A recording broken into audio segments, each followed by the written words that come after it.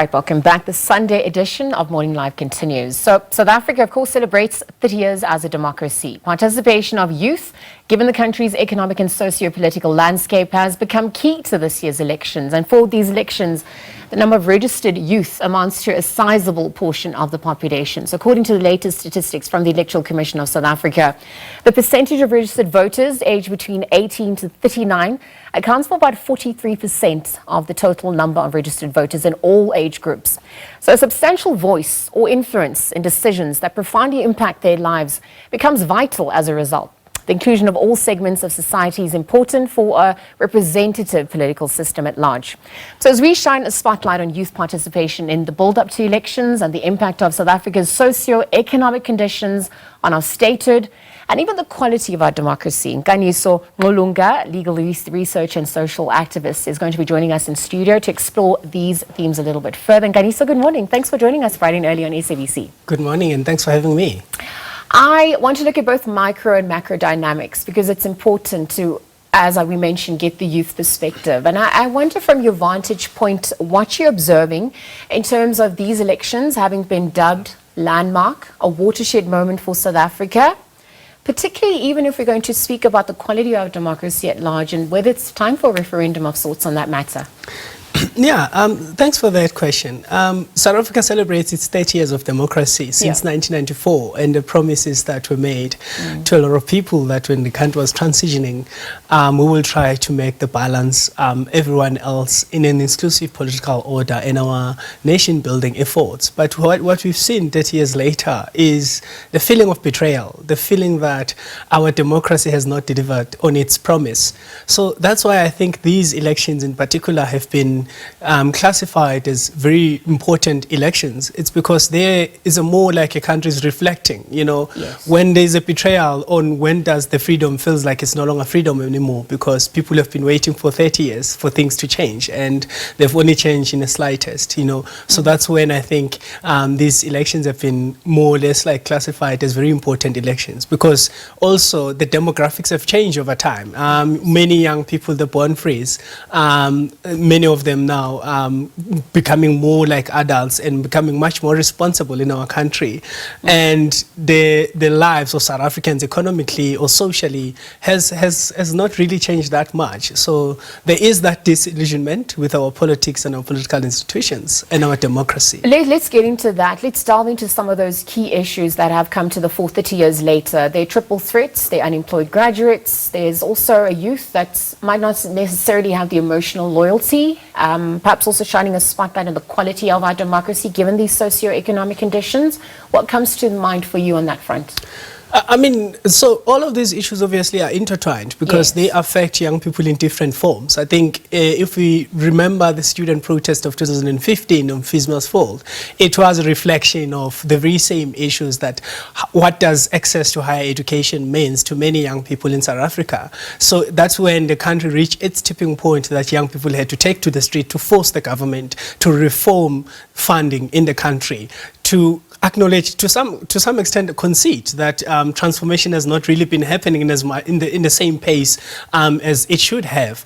So also the very same young people who are protesting, when they graduate from university, they still look for employment. And we have seen South Africa sits at almost 59% of unemployed young people, of which is one of the highest in the world. So I think all of these key issues, they intersect in a way, because that's when the voice of young people get missed in a sense. Because one, we've seen that our parents, or many other young people, feel like our parents have been voting since 1994. There is vote fatigue in the same process. So therefore, why should we then present ourselves to the very same political spaces and participate and vote when we have not even had a chance to reflect on these issues? So therefore, there is a feeling that this is an empty ritual. There's a feeling that really we're disillusioned about, we can't trust politicians with anything because they have failed at every corner. Corruption is rife, there's energy insecurity, there's crime in the country, and all of these factors, as I say, they're intertwined in a way because they affect many South Africans. These are some of the questions that are coming to the fore, but I wonder also if we could look at how this impacts the maturation or the maturity of our democracy, given the dynamics unfolding, particularly, you know, within the judicial processes. I mean, this week, we know what's set to come to the fore, and I wonder You know, how the judicialization of these processes is impacting the integrity of the elections as we edge closer. What are you observing on that front? Over the years, we've seen a lot of unsettled political dispute being resolved in courts. And I think once the courts have been brought into those highly political charge litigation, understanding obviously that South African system is very adversarial in nature. There's winners and losers. Sure. So the courts are drawn into now interpreting things and resolving disputes that are supposed to be resolved at the political level, because that's not happening. Yeah. But at the same time, I think our democracy have matured, and we can see the impact of judiciary, because I think that's one arm of government that's quite been effective to ensure that there is an oversight that's exercised over other states institutions. So that's why we have these litigation disputes that are being resolved by the Electoral Court, of which is a court that is created by the statute from the Constitution, because it's supposed to resolve these ongoing disputes before elections with speed and efficiency to ensure that there is an integrity in our election exercise. But we have had challenges in the very same, because one,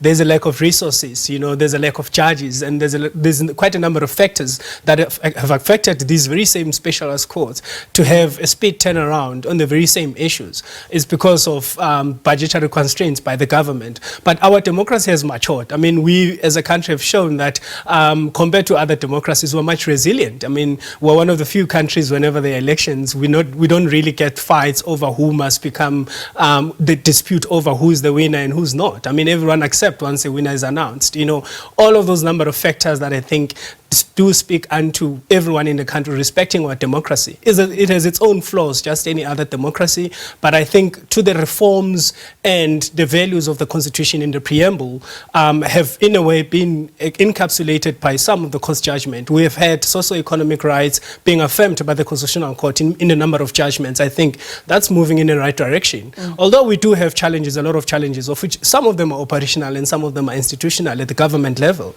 but our democracy has really matured. All right, so thank you for weighing in on that. There's so many more issues. I want to delve a little bit further, turn our attention to, you know, just some of the inequalities that we are experiencing. Looking at spatial planning, some of the economic logics behind towns and cities. What are your observations on that front, just as we shine a spotlight there? And I wonder if we're looking at some of these major issues, some have questioned whether, you know, the logic of provinces is something that we still need to maintain. As a youth, what were you observing there? What would you like to say? I mean, the spatial planning issue, of which was an apartheid architect, I think the government has not done really much from the policy side to ensure that we deal with these issues. Because what we've seen is South Africa was in the past balkanized according to ethnic homelands and townships and suburbs. But now, after 1994, there's not really much of social and policy reforms to ensure that we get rid of spatial planning. Yeah. How it affects communities that people have to commute 2 hours, 3 hours to work back and forth every day, and then have to pay their wages and spend almost 2/3 of their wages commuting from and to work. So that's an impact of the spatial planning that remains in place to date. Yeah. On the question of provinces, I think South Africa in its essence, obviously what the Constitution envisages is like we're more or less like a quasi-federal state. So that's why we have the provinces. I think even their powers, as you can see, they're more or less aligned to what the national government does, but much more power is given at national government. So I think administratively at the same time, it can be a manageable thing because it's constitutionally permissible to have provinces, as long as, because there are powers that are clearly defined in the Constitution and where do they extend to. So I think the link between national government and provincial government as it stands now, it remains, in my opinion, as something that I think can be worked very effectively if there's an active participation by both the government at national and provincial. Moving from you know, microdynamics in the country, I mean, South Africa in relation to the rest of the world, and the shifting geopolitical landscape also comes to the fore. So let's quickly zoom out, just in the interest of time.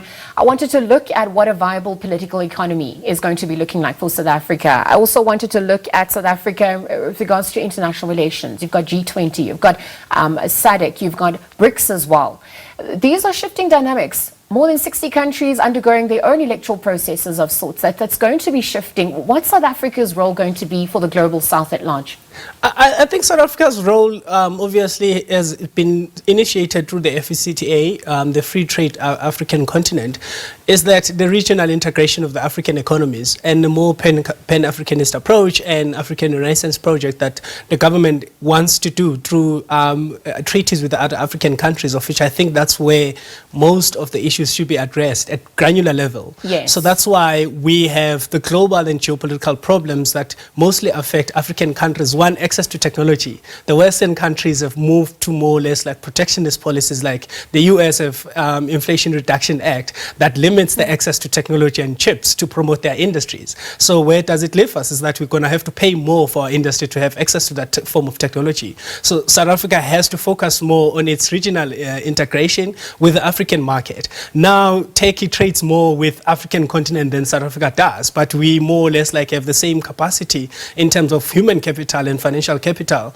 to be able to do the same thing. I think South Africa has been left behind. So that's a role of South Africa in the global south. But at the same time, I think South Africa has shown in certain instances that it's moving out of more like posturing and opportunistic foreign policy into a more pragmatic, like the ICJ case of South Africa, where South Africa cements itself on these values that we believe in our constitution and the liberal international order. So that's when we were showing that we are committed now to the global south, to our economies, and very arbitral policies that we have experienced even during COVID, access to vaccines. So we were mirrored by those challenges, because that's why now we are more like looking into the global south and the BRICS as well. I think that's an opportunity of which remains very geopolitical, not so much geo-economical. So Sure. There's still more work that needs to be done. So there's obviously lots more questions and answers, and there's a lot more to explore. Thank you for joining us, for condensing that and helping us to make sense of some of those issues. I'm going to leave the conversation there for now. Nkanyiso Ngqulunga just chatting to us. He's a social activist, legal researcher, chatting to us about some of the key issues that have come to the fore for the youth, of course, as we age closer to elections.